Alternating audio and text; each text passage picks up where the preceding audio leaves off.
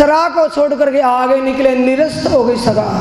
निरस्त का मतलब जिस सेवा पूजा को गिल्ला नहीं मानना, मेरी बात का भाई, गलती को क्षमा करना, समझने का प्रयास करना। उस सरा को निरस्त किसने किया है?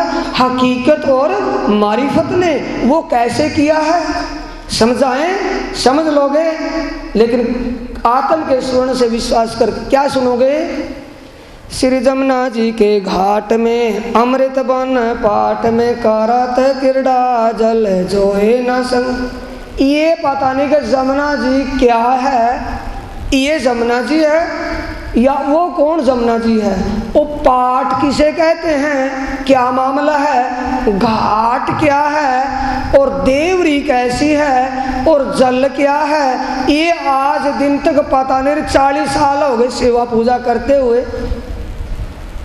श्रीराज जी के स्वरूप, श्रीराज जी का स्वरूप क्या बोलते हैं आगे? वो श्रीराज जी को श्रृंगार, सेंद्रिया रंग का चीरा, आसमानी रंग की पिछोरी, नीलो पीलो पटका, केसरिया इजार, श्वेत जामा। कह तो दिया लेकिन आज तक समझने का विचार ही नहीं किया। और जब समझ करके विचार कर लिया हो, आपके पास कोई कह रहा हो श्री राज्य को स्वरूप सेंद्रिया रंग के चीरा, आसमानी रंग की बिछोरी, आनंद किसको आ रहा? आपको। कहने वाला तोते की तरह रट रहा, उसको आनंद नहीं। आपने आनंद प्राप्त कर लिया तो कौन हो गए आप? बोलो बोलो। निजी आनंदी। आप कौन है? निज आनंदी। क्योंकि आत्म का बोध आपको हो चुका कि पाट घाट की लीला मेरी है, किसी और की नहीं है। तो सरा निरस्त हो गई या नहीं हुई? रद्द हो गई या नहीं? यानी जिसको हम कर्म कांड में ही कर रहे थे, उसका ज्ञान होने के बाद, समझ होने के बाद वो दिल में आ गई, वैसे कर्म कांड कर रहे हैं। तो किससे हुआ? उस ब्रह्म ज्ञान का मंथन करने से हुआ या रटने से? बोलो, बता दो भाई। उस वाणी का मंथन करने से, समझ करने से पता चला या कहने से पता चला है? मंथन करने से। ए सत्य वाणी मथ के लियूं जो इनको सार। बोलो श्री प्राणनाथ।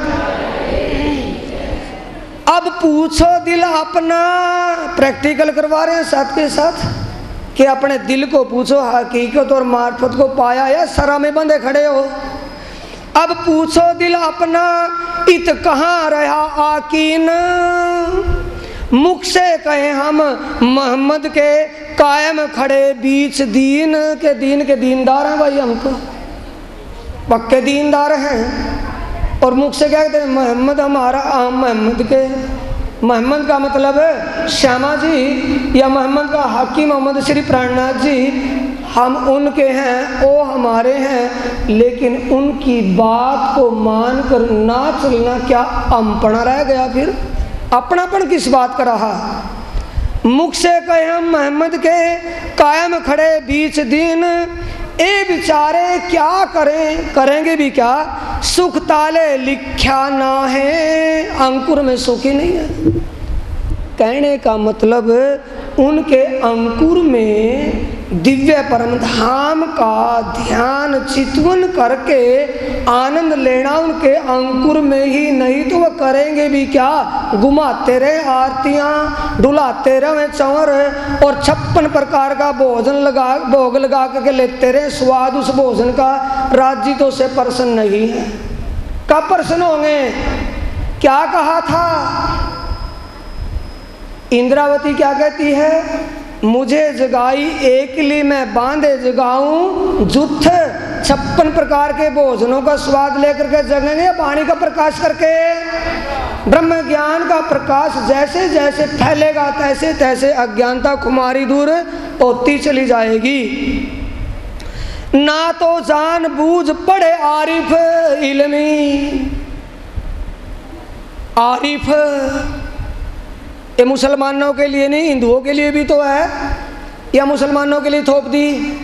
बद्रीदास वल्लभ और श्याम कहाँ मिले थे? सुंदर वल्लभ बद्री मिले, तीनों कलीमा हैं, और पढ़े विद्वान का ही एक कोड्डी पल्ले ना है। ना तो जानबूझ पढ़े, यानी कि पढ़े लिखे आरिफ होते हुए भी क्यों पढ़े दोजख माहे, क्यों पढ़ेंगे भाई। इसलिए आप वो अगर शब्दों का अर्थ लगाने वाले नरक के रास्ते पर खड़े हों तो उनके साथ लग कर के नरक में जाएंगे या परम धाम में। तो आज तो शायद चर्चा हमारी नहीं चली थी, कल की चर्चा में था क्या परहेज। उसने फौज कौन सी तैयार की थी, 4 सेना की 4 कमांड तैयार करी थी ना, 4 कमांडेंट बनाकर 4 कमांड कौन से थे। अविश्वासी इंसान की संगत करने से हम अविश्वासी बनेंगे, विश्वास आ जाएगा। देखो तो थोड़ा सा विचार करके, जिसको खुद ही विश्वास नहीं परमात्मा की लीला पर, परमात्मा के स्वरूप पर, परमात्मा की शोभा का ज्ञान नहीं, तो हम उसका ज्ञान उसका साथ करके ज्ञान कर लेंगे, अज्ञानी रहेंगे। एक तो वो संगत है, दूसरा बाजे बजावन हार, 2 in 1 के रोमांच, सुरीली आवाज में गाना सुरने, आप रीझे औरों को रिझाए, आया है या नहीं आया, छुपाई नहीं। 2 in 1 का मामला, अगर थोड़ा सा सुराख, थोड़ी सी आवाज़ कान में आ जाए और आप ध्यान की मस्ती में डूबने को जा रहे हों तो ध्यान की मस्ती दूर हो जाएगी। कौन सी मस्ती आएगी, 2 in 1 की आएगी, दूसरी आएगी। मेरी समझ में तो नहीं आया वही हाल क्या कह रहे हैं। ध्यान में अगर आप अध्यात्म की गहराई में चले जा रहे हो और थोड़ी सी वो 2 in की आवाज़ आ जाए तो आपकी अंतर्मन की गति उस गहराई में जाएगी, वापस आ जाएगी। तो इससे थोड़ा परहेज रख ही दो। तीसरा परहेज, ज़्यादा पढ़ लिखे, और चौथा परहेज, जादूगर होशियार तांत्रिकों से सावधान रहें। 2 दिन पहले की बात है, भाई राजकुमार कौन थे, हाँ श्यामलाल जी, श्याम बिहारी जी, वो गए होंगे सूर्य नारायण जी के पास निजानंद आश्रम शेरपुर में, और वो बैठे कक्ष में लेडी सुंदर साथ को तागे तबीज दे रहे थे जेब से निकाल करके। तो तांत्रिकता तो नहीं वाणी ने बताई कि बताई है कहीं, प्रत्यक्ष को प्रमाण की जरूरत नहीं। श्याम बिहारी देवंद वाले कल की बात है, ये बता रहे थे कि मैंने निमंत्रण देने के लिए गया था देवंद आश्रम के प्रोग्राम के लिए, और घंटों में तो कुआड़ खोले, अंदर लेडीजों की भीड़ लगी थी। तो लेडीज क्या चाहती हैं, औलाद, धन, कोठी, पैसा। क्या वे ताकत बीजों में से निकलेगा, निकल जाएगा, कहाँ से निकलेगा। हक बैठे इन इल्म में तो अर्श कहा मोमिन दिल, दूसरा दीतक साहिब से, इन बाणी की बरकते होत दफा सब। ओ बोलो श्री प्राण श्री सतगुरु महाराज की वाणी को तो आचार्यों ने ढक दिया, रुमालों में 56 प्रकार के भोजन भोग लग रहे हैं, और तागे तबीज वाणी सुंदर साथ को बटका करके कहाँ लेके के जाएंगे, नरक में या परम धाम में। बोलो श्री प्राणनाथ सतगुरु महाराज की। ज़्यादा पढ़े लिखे की बात और भी बताऊं सुंदर साथ जी, परसों भी तो था प्रसंग पढ़े लिखे का, आया था जब वो चौपाई आई थी वहीं पर आया था। गांव में घूमते फिरते संत जी आ गए और गृहस्थी बेचारे अपने काम में बिजी व्यस्त होते हैं। गृहस्थी आकर के महात्मा जी के पास बैठे, देखा कि महात्मा का तो भाई ध्यान लगाओ परमात्मा की तरफ बहुत ज़्यादा है, भाई दुनिया के इस दलदर से तो परमात्मा का भजन कर ले तो ही चोखा है। ये विचार करके महात्मा जी से कहा कि महाराज जी मैं भी महात्मा बनना चाहता हूँ, महात्मा बनने के लिए मेरे को क्या कुछ करना पड़ेगा। महात्मा जी सोचने लगे कि वैसे ही कह रहा होगा कि भाई तू महात्मा बनेगा, कि वैसे ही पूछ रहा है कि नहीं महाराज जी मैं महात्मा बनने के लिए पूछ रहा हूँ, कि महात्मा बनने के लिए तो कोई भारी बात नहीं भाई, कि जी करना क्या पड़ेगा, कंबल करमंडल और लंगोट भाई, फालतू कपड़ों की बर्तनों की जरूरत ही नहीं पड़ती। कि ठीक है फिर तो मैं महात्मा पक्का बनूंगा। महात्मा जी से ये वार्तालाप होने के बाद महात्मा जी से अगले दिन चले गए। विचार आया कि महात्मा जी ने 3 चीज़ बताई थी, करमंडल, कंबल, लंगोट। लंगोट तो दो तीन सिलवा लिए, बना लिए, और कंबल ले लिया। अब करमंडल की बात दिमाग से निकल गई कि करमंडल कहाँ से लिया जाए। करमंडल करते करते कई दिन हो गए। विचार आया कि भैया तो टेंशन बनी रहेगी, इसको तो पूछना जरूरी है, बताएगा कौन। अब महाराज जी तो कोई आसपास दिखाई नहीं, महात्मा जी तो कोई है ही नहीं। चलो भाई, दुनिया के रोड़े झगड़े और दुनिया की चैन शांति पटवारी लोग देते हैं। पटवार खाने में पटवारी जी के पास पहुंच गए और पटवारी जी से कहते हैं कि बाबूजी मेरी एक बड़ी भारी परेशानी दिक्कत है। कि क्या भाई? कि जी मेरे को करमंडल चाहिए था, वो करमंडल ही नहीं मिला। देखा कि भाई ठीक है, ये तो अपने सुर में बोल रहा है, देहाती है बेचारा, किसान जमींदार है, इसको क्या ज्ञान। कि यहाँ आ मेरे पास, मैं बताऊंगा तेरे करमंडल। दायां हाथ पकड़ करके उल्टा पलटा टेढ़ा किया, ओ बोला भाई समय माड़ा है। उसके तो बेचारे भगत जी के लेने के देने पड़ गए। एक आफत तो पहले गले में गाली हुई थी, दूसरी और गली, टेंशन पैदा होगी कि समय माड़ा है। कि हाँ मेरे को तो करमंडल चाहिए था, पर कर तो तेरा हाथ है, मंडल इसकी रेखाएं हैं, और क्या चाहिए तेरे को? करमंडल तो तेरे पास ही है, कर तेरा हाथ, मंडल रेखाएं तेरे हाथ में है ही नहीं है। कि गलत बात। पटवारी जी की समझ में नहीं आई जो मैं चाहता हूँ, वो बात ही नहीं इसकी समझ में चला आया, और टेंशन वही। अब सोचा कि प्रधान जी तो गांव के ही हैं, ये मेरी भाषा भी समझ लेंगे और बता भी सही देंगे। 2-3 दिन के बाद प्रधान जी के पास गए, प्रधान जी से प्रार्थना करते कि प्रधान जी मेरी एक परेशानी है, दूर कर दोगे। उसने सोचा घर का कोई लड़ाई झगड़ा हो गया होगा कि क्या परेशानी है। कि परेशानी क्या थी? मेरे को करमंडल चाहिए था और भजन करना है। कि अच्छा भजन करेगा, करमंडल ठीक है भाई, गांव से पूर्व दिशा में 12 कोस दूर चला जाइए, वहाँ करमंडल ही करमंडल दुनिया भर के मिलेंगे। कितने ले लिए? कि ठीक है, सोच लिया कोई बाजार होगा। अब गांव से चलकर 12 कोस दूर चला गया और जाकर के देखा, अब पद्धर ज़मीन, जो बोने ज़मीन की उपजाऊ ज़मीन थी, वो तो ख़त्म हो गई, बंजर आ गई। और बंजर ज़मीन में कैर ही कैर, जिन पर टींट लगते हैं, वो अचार होता है ना टींटों का, उसके पेड़ को कैर कहते हैं। कैर ही कैर दुनिया भर के खड़े, और उन पर टींट लगे हुए, कोई पक्का कोई कच्चा। अब देख लिया कि भाई है तो ज़रूर। प्रधान जी ने मेरा इशारा तो समझा, लेकिन पूर्ण नहीं समझा। शायद उन्हें तो पूर्ण समझ लिया होगा, मेरी नहीं समझ में आया हो। भजन करने की तो जगह है, बस्ती से दूर एकांत है, पर वो करमंडल क्या चीज़ है, मैं कैसे कहाँ से ले आऊँ? भटक करके वापस आ गया।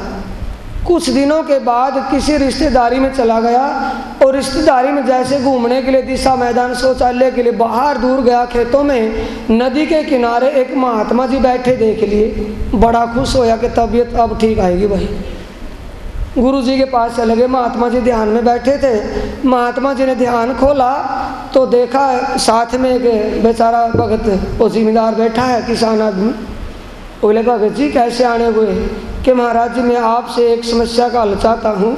कि क्या समस्या? वो देख लिया कि गृहस्थियों की तो समस्या होती हैं, कभी भी सुखी नहीं होते। कि समस्या क्या है? कि मैं भजन करना चाहता हूँ, भक्ति, करमंडल की ज़रूरत है। कि हो ही काम हो गया भाई, इसकी नीयत मेरे करमंडल पर पड़ गई। मैं तो और फकीर महात्मा मांग लूँ किसी से, भाई ये करमंडल रखा है ले जा। जब किया इशारा डिब्बे की तरफ, 2-3 बार हाथ मारा, ओ मेरे मुकद्दर किस्मत, अब से पहले तो मैं कितना ही भजन कर लेता अगर मेरे करमंडल मिल जाता। मेरे घर में ही कितने तो करमंडल रखे हैं डिब्बे। तो इससे क्या सिद्ध होता है? किस्ब वाले को किस्ब साज है, बेकिस्बी का जूता बाज है। उसके लिए क्या लिखा है? कहावत, देसी कहावत और भी है, बनज करे ते बाणिए, लोग करे ते रीस, बनज करा था भाट ने, 100 के बांटे 30। सुंदर साज जी, ये गति कहाँ हो जाती है? ज़्यादा पढ़े लिखों के चक्कर में पढ़ करके। क्योंकि वो व्याकरण के शब्द अर्थ व्यंजनों को लेकर के खड़े हो जाते हैं। छोटी मात्रा, बड़ी मात्रा, अलंत, बिंदी आदि को लेकर के एक शब्द के लिए प्राणनाथ जी क्या कहते हैं? पाठ किया था या वाणी पढ़ी थी। संस्कृत को क्या कहा श्री जी ने? संशय की कृत कहा है। क्यों कि एक शब्द में मात्रा हलंत घटने बढ़ने से 12 बोल बोलती है, 12 शब्द अक्षर कहती है, और 12 शब्द अक्षरों के 32 श्लोक बनते हैं, और 32 श्लोकों के शब्द अर्थ और भावार्थ कितना बड़ा खुलासा बनेगा। भटके गए सीधा चलेगा। ये गति उन ज़्यादा पढ़े लिखों के फ्रेज के लिए बताई थी। कभी पढ़े लिखों के चक्कर में पढ़ करके अपना ही भविष्य बिगाड़ लो।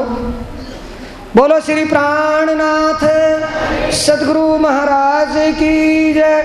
इसीलिए पढ़े तो पावे नहीं, इतने बड़े बड़े आलिम आरिफ दिग्विजय विद्वान उस चीज को नहीं पा सकते। कुलुफ दिलों पर इन, क्योंकि इनके दिलों में परमात्मा के प्रति विश्वास होता ही नहीं है। सो पहुंची शर्त सबन की, जितनी भी भविष्यवाणी लिखे सब के लिए वो समय आ गया है। आई आगम वाणी इत मिली, विश्व करत मुख बखान, कोल सबन के पूर्ण भय आए चौपों से निशान। हिजरी सन 1090 विक्रमी सम्मत 1735 में जो लिखा था कि पार ब्रह्म परमात्मा दुनिया में विजया अभिनंदन बुद्ध निष्कलंक के स्वरूप में दुनिया में प्रकट होगा। कहाँ पर प्रकट हुआ भाई? यहीं से ध्यान लगाना है। विजयाभिनंदन बुद्ध निष्कलंक अवतार ब्रिज में प्रकट हुआ था, या वृंदावन में, या गोकुल में? कहाँ पर प्रकट हुआ करके? हरिद्वार में। किसका जिक्र है? श्री कृष्ण जी का नहीं, श्याम सुंदर का नहीं, विजयाभिनंदन बुद्ध की बात है। विजयाभिनंदन बुद्ध निष्कलंक प्रकट होगा 1735 में। साका सालवान का 1600 होगा, विक्रम संवत 1735 होगा। और 1735 साका सालवान का कहाँ हुआ था? हरिद्वार में, कुंभ के मेले में। और हिजरी सन कौन सा था? 1090। 1737 और 38 में कहाँ जाकर के जाहिर हुए? अनूप शहर, हरिद्वार और रामनगर में। क्या जाना कि इद्रिस पैगंबर आ गया है। आखिरुल इमाम मोहम्मद मेहदी साहिब उजमा प्रकट हो गए हैं। वो कौन है भाई? विजयाभिनंदन बुद्ध निष्कलंक श्री प्राणनाथ या कोई और है? फिर उसको जाने समझे पहचाने, और ईमान के बिना मुक्ति के द्वार कौन खोल लेगा?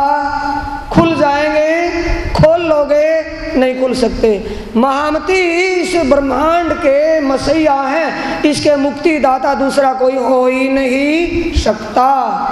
125 अब कहे महामती कह रहे महाराज जी कहाँ अप से डाउन आ गए? महामती किसे कहते हैं समझा कभी? बीतक साहब का प्रसंग सुना है कभी? किसे कहते हैं महामत? धनी जी का जोश और आवेश वो स्वरूप है। आत्म दुल्हन श्यामा जी, नूर, नूर कौन है? अक्षर की आत्मा। और हुक्म जिब्रील, और बुद्ध मूल असराफिल कहाँ बैठे हैं? कहाँ बैठे हैं? श्री इंद्रावती के अरस दिल में मेहराज ठाकुर के तन में बैठे, कई और बैठे हैं। उसी को ही प्राणनाथ, उसी को ही महामत कहा है। 125 शर्त सबन की हुए वेद कतेब रोशन। वेद कतेब रोशन का मतलब पहले उनमें कोई प्रकाश ही नहीं था। उनके जो गूढ़ भेद थे आकर के उसने जिसको खिताब मिला हुआ था, इन श्यामा जी महारानी जब दूसरे जामे में बैठी तब आकर के भेद खोले, उसने पहले जामे में नहीं खोला था। ए सदी 11वीं बीच में, सदी 11वीं थी या कोई और थी? ए सदी 11वीं बीच में होशी दोजक भीष्म सबन सबका निर्णय होगा। श्री प्राणनाथ जी एक एक बात की गहराई में जाना साथियों, अनपढ़ हूँ मेरे को पता नहीं, लेकिन धामधनी मेरे से बुलवा रहे हैं। वो क्या हुआ है? ए सदी 11वीं बीच में होशी दोजक भीष्म सबन। मेहरबान किसी को दुख दे सकता है? कृपा के सागर, मेहरों के सागर, कभी किसी को कष्ट देंगे। उन्होंने कज़ा क्या की है, निर्णय क्या किया है, हिंदुओं को हिंदुओं की तरह से, इस्लाम को इस्लाम की तरह से, ईसाइयों को ईसाइयों की तरह से, उन्हीं के धर्म ग्रंथों से एक पार ब्रह्म परमात्मा के स्वरूप की पहचान करवा दी कि इस पार ब्रह्म परमात्मा को पाकर के भव से पार हो गए, दूसरा कोई रास्ता नहीं है। जो उन्होंने दूसरे रास्ते अपनाए हुए थे, जो उनको दोजख के रास्ते पर, नरक के रास्ते पर ले जा रहे थे, तो उनको ज्ञान समझ में आने पर पता चल गया कि हम तो नरक के रास्ते से बचा लिए। हाथों सीधे साहिब करे मरोर, पाठ करे हैं या वाणी का मंथन किया है।